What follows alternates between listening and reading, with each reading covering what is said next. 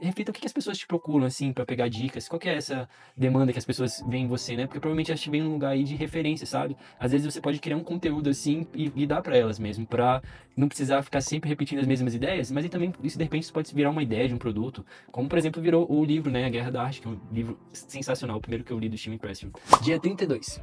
A ideia para a Guerra da Arte. Amigos costumavam me ligar: Steve, tem um livro dentro de mim, você pode ajudar? Eu ficava com eles até 2 da manhã, tentando animá-los para superar o medo, a dúvida em si mesmos, a tendência de procrastinar, etc. Em outras palavras, sua resistência.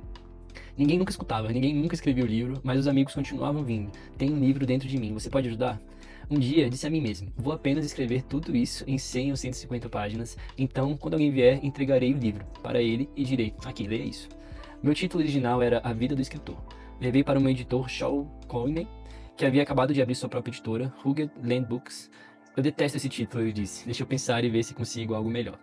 Bom, esse aqui é o primeiro livro, tá falando sobre a Guerra da Arte, foi o primeiro livro que eu li do Steven Pressfield, que aqui, por sinal, ganhou uma tradução muito ruim para o português, que é Como Superar Seus Limites Internos. Tipo assim, se você lê isso, você não consegue associar que tá alguma coisa relacionada à arte, né? Quando na verdade eu acho que o nome, a tradução ela é tão boa, né? Guerra da Arte, traz tanto mais sentido pro trabalho dele. Mas enfim, só para compartilhar uma coisa aqui, eu lembrei muito do primeiro vídeo que eu fiz pro YouTube, um outro canal, muito tempo atrás, que é como se fosse a primeira aula que eu dava para alguém, se fosse no ukulele ou no violão, sabe?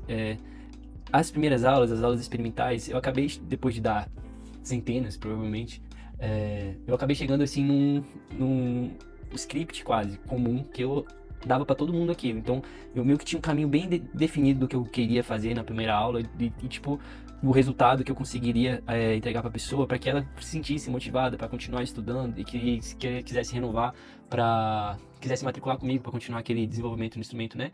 E, nossa, eu dei muitas vezes essa mesma primeira aula, sabe? Então, falei, quando eu tava precisando criar um conteúdo, assim, pro YouTube, eu falei, velho, vou gravar essa primeira aula.